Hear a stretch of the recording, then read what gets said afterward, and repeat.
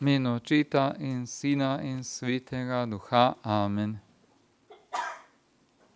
Bog pomagaj. Torej, Nikki Kingsley je bila vzgojena kot muslimanka v liberalni muslimanski družini, nekje v neki muslimanski deželi, nič ne piše kje. In potem so jo kot muslimanko, muslimani, veste, da to nič ne vprašajo, s kom se bo kdo poročil svojih hčerk, ampak kar določenega ženina in je poročena, ponovadi zelo mlada. No, in tako so jo verjetno poročili kot mlado dekle z nekim človekom in seveda tisti musliman je bil vse kaj drugega kot dober mož in je bila globoko depresivna in je imela 2 otroka sicer z njim, ampak potem enostavno ni več zdržala in je potem pobegnila z obema otrokoma v Ameriko. No, in tam je še več molila kot prej, seveda bila je muslimanka, molila je Halahu in pravi, da je še več molila v Ameriki k njihovemu Allahu. Pravi, ampak kar naprej je prišla do zida molka, nič se ni zgodilo, nič se ni spremenilo. Pravi, cele ure, pravi, je preživela na tistem svojem tepihu, ko imajo preprogi, kaj imajo, ko molijo Halahu, pravi, ampak nič ni bilo. Nič se ni odkrilo, nič se ni spremenilo. Videla sem, da je še nekaj, oziroma da je še nekdo, ampak nisem mogla priti do tistega nekoga, do katerega sem hotela priti. Pravi, potem je začela preučevati Koran in potem, pravi, je v Koranu našla eno celo poglavje, ki je posvečeno Mariji pod imenom Marijam. Pravi, in potem je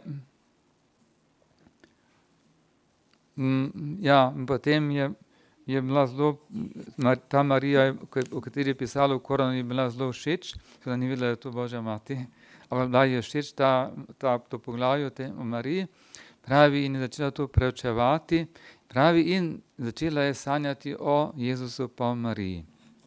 Sicer muslimani Jezusa se priznavajo kot proroka, ampak manj kot njihovega Mohameda, ampak za Marijo pa seveda samo kot mamo Jezusa, ne kot Boga in človeka. No, pravi, da je potem začela sanjati o Jezusu in potem v njenem teh sanjah se je Jezus seveda prikazoval kot močnejši od proroka in nekoč se je sanjalo Jezusu pa Mariji, kako stojita poleg njene postelje in se pogovarjata, tako resnična, da bolj resnična ne bi mogla biti. Pravi, in potem, pravi, je neka njena prijateljica, ki je bila katoličanka, vidite, tako Bog deluje po ljudeh, ne, širi svoj klet po ljudeh, pravi, od duše do duše seveda deluje. Pravi, jo je povabila, da bi šla z njo v cerkev in tej cerkvi, pravi, je začutila Božjo navzočnost. Čisto drugače kot pa nisem svoj preprogi tam, ko je imela Halahu. Pravi, ampak tej Božji navzočnosti se je ona upirala. Potem je pa začela vsako jutro hoditi v cerkev, vsako jutro. In potem, ko je bila pred križem, se je začela z Jezusom prepirati. In mu je govorila, ne vem, srcu na glas, pravi, ti nisi Božji sin. Zato, ker muslimani ne verujejo, da je Jezus Božji sin, da je Bog in človek. In seveda zato križe uničujejo. In ona seveda svoj muslimanski veri, ki je bila vzgojena, seveda je bila vzgojena, da Jezus ni Božji sin, da je samo človek. In potem je govorila Jezusu na križu, ti nisi Božji sin. Ampak pravi, nekega dne, pravi, je pa Jezus odgovoril. Mogoče mu je bilo zadosti. Pa je rekel takole, pravi, kdo si ti, da mi govoriš, kaj sem jaz lahko ali kaj ne morem biti. Pravi, če želiš spoznati resnico, pravi, videti resnico, pravi, pojdi se vrni k meni kot majhna deklica. Vidite, kaj to pomeni?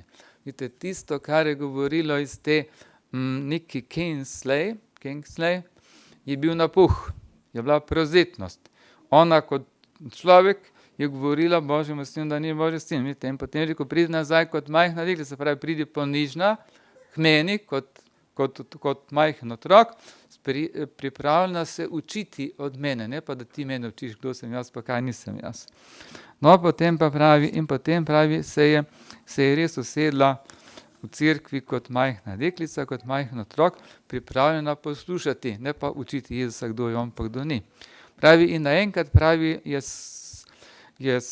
kako bi rekel, je žarek svetlobe, pravi, iz križa, pravi, prišel do njenega telesa in padla je na kolena. Pravi, to bi človeške jaz napravil. In potem se je zdelo, kot da gre za umlitje resnice. Temu se reče ulito vedenje, ki ga imajo angeli. Pravi, potem je začela jokati in je rekla, pravi, mislim, da si ti Božji sin. Vidite, in je priznala. Ampak kot otrok, vidite, je bila pripravljena sprejeti resnico, ki jo je Jezus njej povedal. Pravi, mislim, da si ti Božji sin. To je bil začetek njene vere, vidite, nadnaravne vere v Boga. Potem je pa videla, kako da se nek zid ruši med njo in med Bogom, in na drugi strani tega zida je bil Bog Oče. Pravi, Bog Oče, prva Božja oseba. Pravi, in ugotovila je, pravi, da ni bilo nobenega drugega načina, da gre preko tega zida oziroma skozi ta zid, kot Jezus Kristus. Vidite, in to je tipična tradicionalna katoliška teologija. To pravi, brez Jezusa mi ne moremo priti Boga in človeka k nebeškemu očetu. In tako da Jezus je sam rekel, pravi, jaz sem pot, resnica in življenje. Brez mene ne more meni priti k očetu. Vidite, to je ta muslimanka doživela. Pravi, potem je avtomatsko razumela in sprejela in je bila spremenjena. In pravi, in danes je pripravljena pričevati vsem ljudem, vsemu človeštvu, resnica vas bo osvobodila, ampak ta resnica je Jezus Kristus in nihče drug. In je napisala knjigo z naslovom Želja za resnico od Mohameda do Jezusa. Vidite, in ko jaz tu pa tam večkrat preberem taka pričevanja muslimanov, zanimivo, da se tam pričevanja muslimanov popolnoma ujemajo. Vsak musliman pa muslimanka, ki pride do katoliške vere, vedno trdi, pravi, samo po Jezusu Kristusu. Brez Jezusa Kristusa ni nič.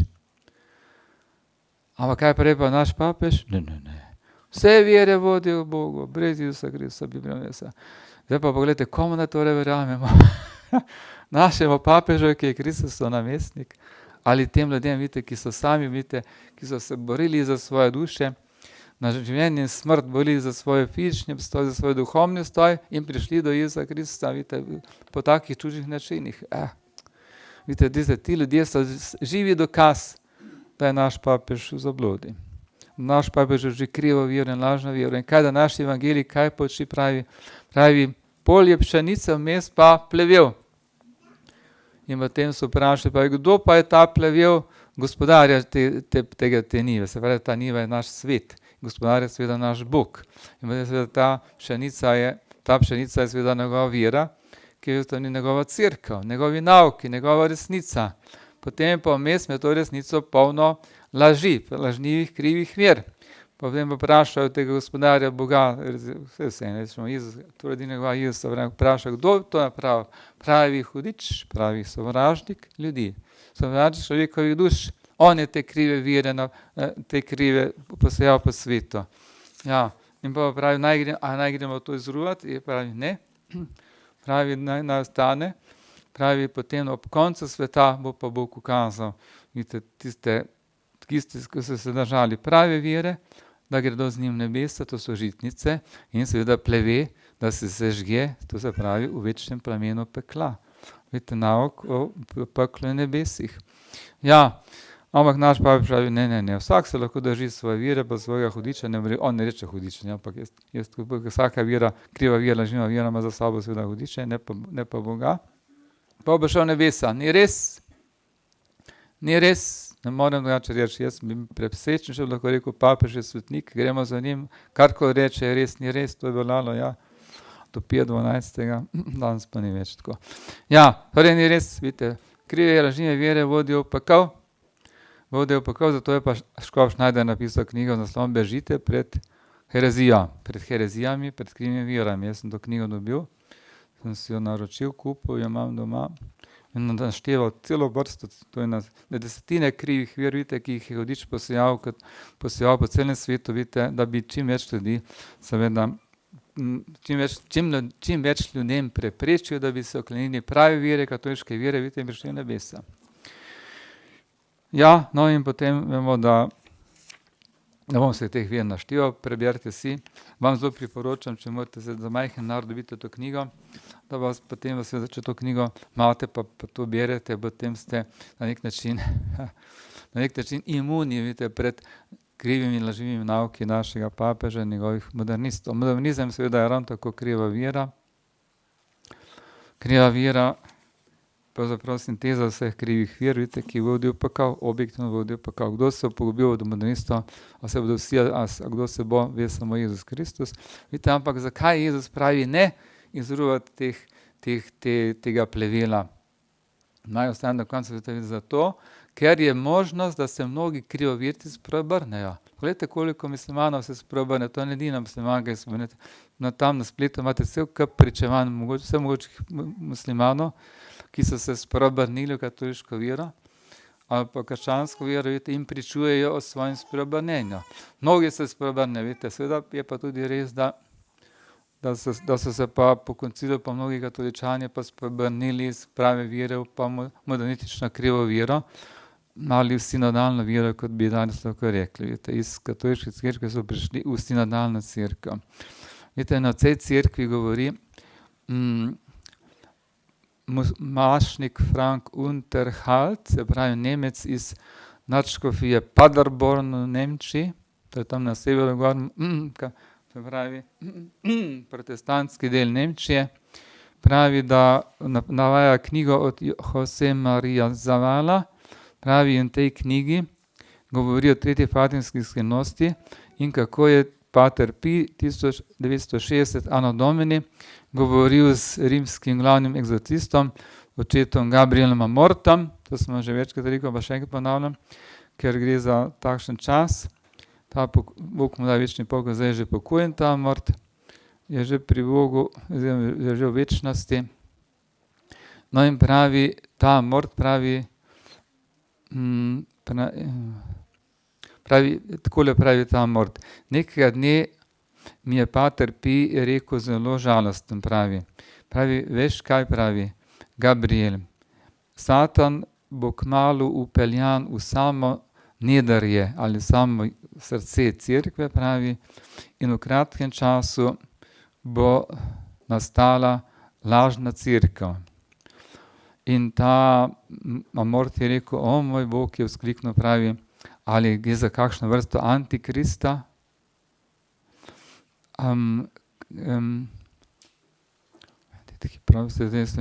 Kdaj si pa zvedel za to prerokbo, pravi, to je moralo biti okoli leta 1960, pravi, kaj takrat sem bil že duhovnik. No in potem pravi, zato verjetno Janez 23. ni hotel tretje fatimske skrivnosti objaviti. Pravi, da ne bi mislili, da je on antipapež, protipapež. Potem pa pravi, Pater Pij ni nič govoril o kakih prihodnih katastrofah, pravi o potresih, poplavah, vojnah, epidemijah, lakoti, pravi, ampak je samo poudarjal to prerokbo Svetega pisma. Pravi, nič si ni vzel k srcu, pravi, razen velike apostazije, velike odpada, ki bo v katoliški cerkvi. Pravi, to je bilo nekaj, kar ga je zelo mučilo in za kar je veliko molil in daroval svoje trpljenje, ko je bil križan iz ljubezni do Boga. Vemo, da je imel 5 svetih Jezusovih hran. No, potem pa pravi, ali gre za tretjo fatimsko skrivnost, pravi, tako je. Vidite, pravi, to je bilo rečeno, da bo lažna cerkev, in jaz osebno mislim, da je ta sinodalna cerkev, ta lažna cerkev, druga ne more biti. to druga ne more biti. Kar pogledajte tudi ta zadnjo maskoto, ko so zdaj napravili za sveto leto. Čarovniki so takoj našli v tisti palci, ki jo ima tista luce v roki, so rekli, to je čarovniška palca. In ko so to bitje ogledovali ljudje, eni so ugotovili, da to bitje sploh ni ne moški, ne ženska, ni ne deklica, ne fant, ampak je nekaj vmes. Kar je čisto polno klaba z LGBT gibanja, vidite. In ta človek, ki je to napravil, to bitje, vidite, vemo, da je pro LGBT, da ves čas propagira s svojimi plakati LGBT in te stvari in še kaj hujšega. Ja, vidite, to je...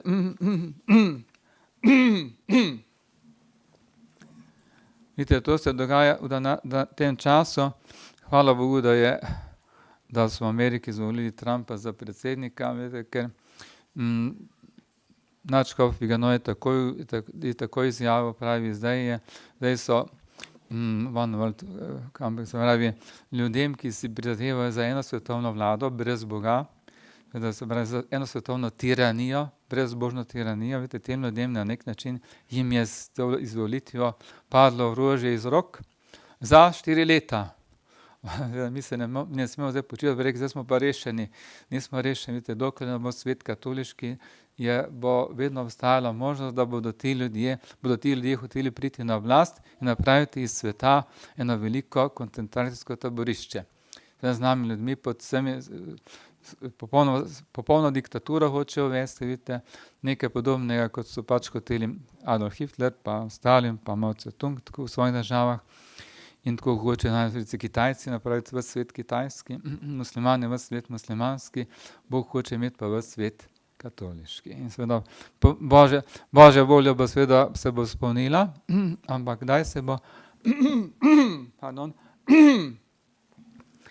ne morem pomagati. In koliko časa bo med tem preteklo, pa ne vem.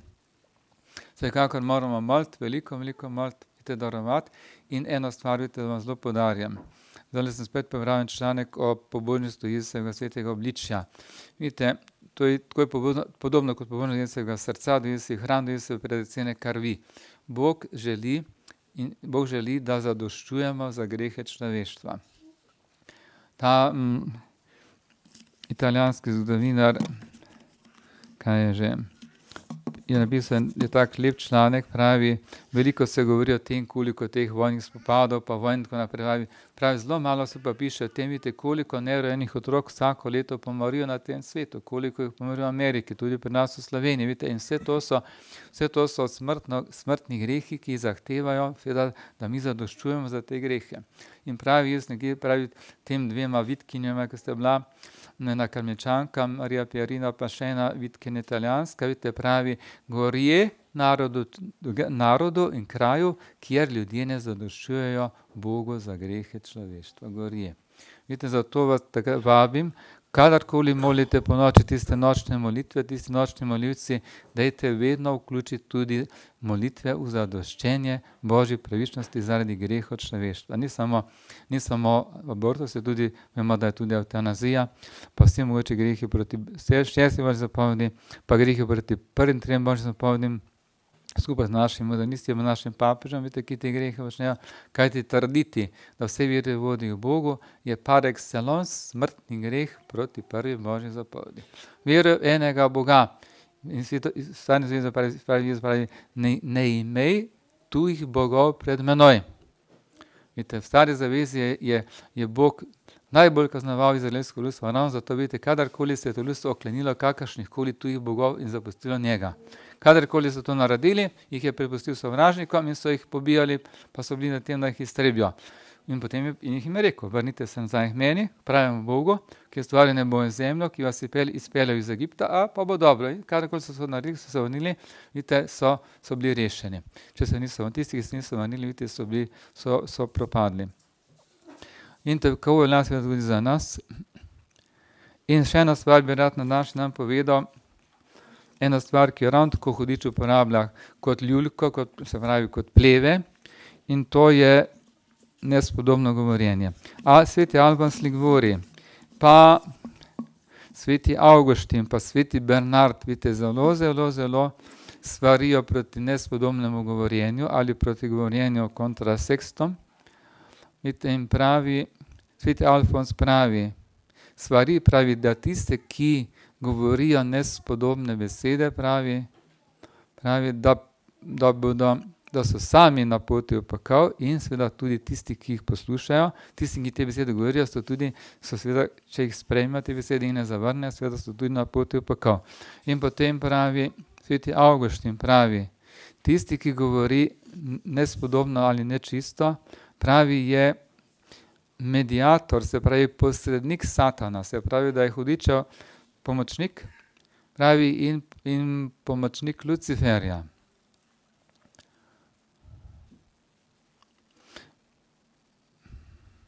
Pravi, grdo, pravi, nespodobno govorjenje, pravi, je poguba tega sveta, pravi, in vodi v pogubo neštetih duš.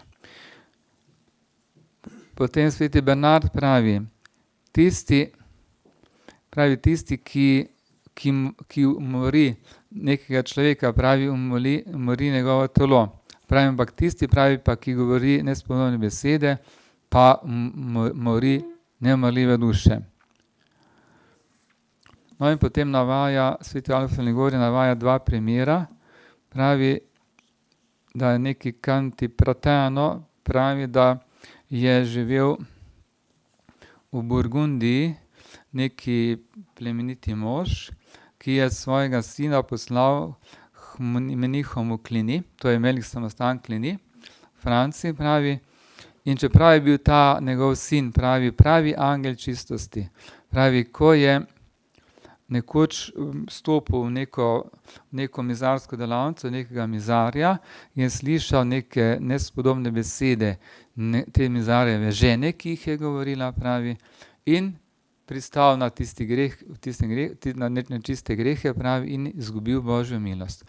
Potem pravi oče Sabitano pa v svojem delu Evangelijska luč pripoveduje o nekem fantu, 15 let je bil star, pravi, ki je slišal neko nespodobno govorjenje, pravi, in potem je po noči pristal na to nečisto govorjenje, na nečiste grehe in po noči nenadoma tudi umrl.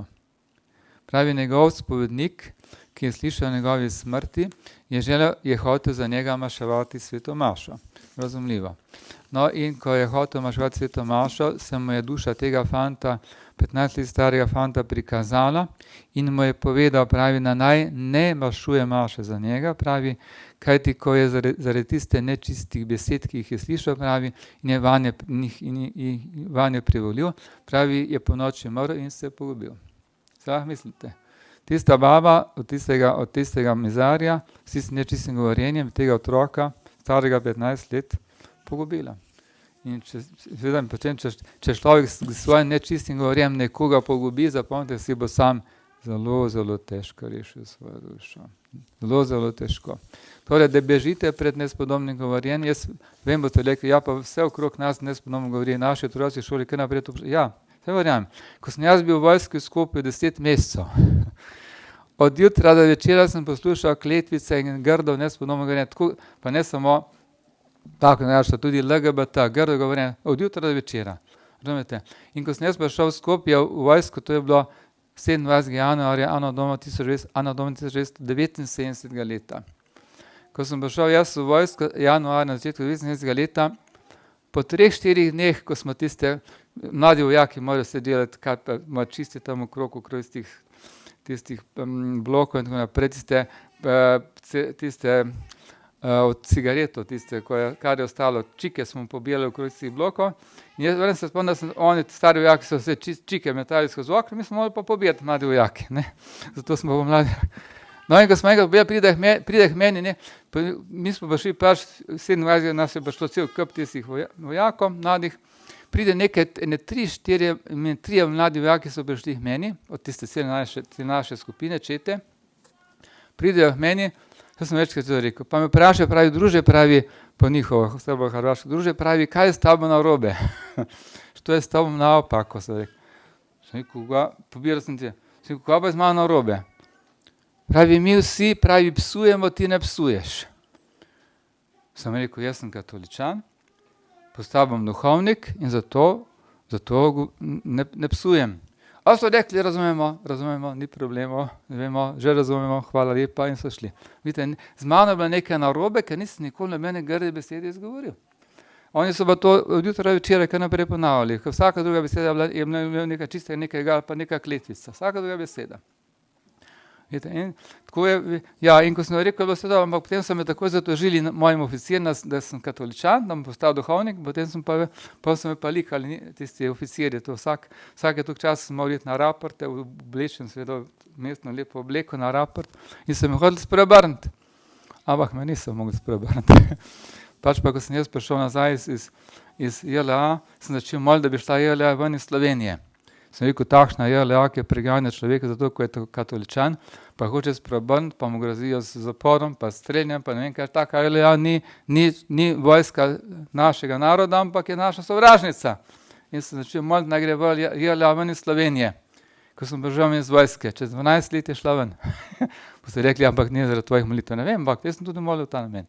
Šla je ven. Jaz sem molil ta namen, takrat, ko je bilo moliti za nekaj takega, pomeni nekaj nesmiselno. Rekel, ja, bo ostalo do konca sveta v Sloveniji. Ne, čez 12 let je šla ven. Jaz verjamem tudi zaradi mojih molitev. Ja, vidite, takšna je, ampak potem, ko sem bil pa en mesec pa pol v Mariboru v vojski, da sem dokončal svojo vojsko, pa je bilo pa čisto drugače, vidite, pa ni bilo takega grdega govorjenja. Je bilo grdo govorjenja, ampak ne, čisto drugače, čisto drugi svet. Makedonija pa Slovenija, to so bila dva popolnoma različna svetova. Ampak hočem poudariti, vidite, tudi če govorijo okrog tebe kar naprej grdo, vidite, tako kot recimo vaši otroci poslušajo v šolah ali pa tako naprej. Vidite, če človek moli, jaz sem v vojski, sem vedno molil. Kadar, ko sem imel prosti čas, ko sem imel prosto popoldne, ko sem bil star vojak, sem šel gor na naše, ko smo imeli pač vojaške vaje, sem šel gor tisti gozd, pa molil na prste, rožni venc, enega pa še enega. In me je Bog ohranil, vidite, me je Bog ohranil brez greha. Nič ti ne more hoditi z nobenim govorjenjem, če človek hoče ostajati v Božji milosti, vidite, in če se bori proti grehom in proti hudičem. Vidite, zato imamo vojsko brezmadežne. Lansko leto smo sprejeli cel kup članov vojske brezmadežne in če letos kdo hoče spet postati, jaz bom dal tam njegov na polico tiste prijavnice, pa naj vzame si prijavnico, naj se prijavi, pa naj mi prej pove. Potem pa naj sabo prinese, če nima svetinjice brezmadežne, mu jaz dal, jaz jih imam dosti, pa potem tukaj kleče spremem v vojsko brezmadežne. Vidite, gre za boj za naše nemarljive duše, vidite, proti grehu, proti krivim viram, ki vodijo v pekel in seveda za zviče naših nemarljivih duš. V imenu Očeta in Sina in Svetega Duha. Amen.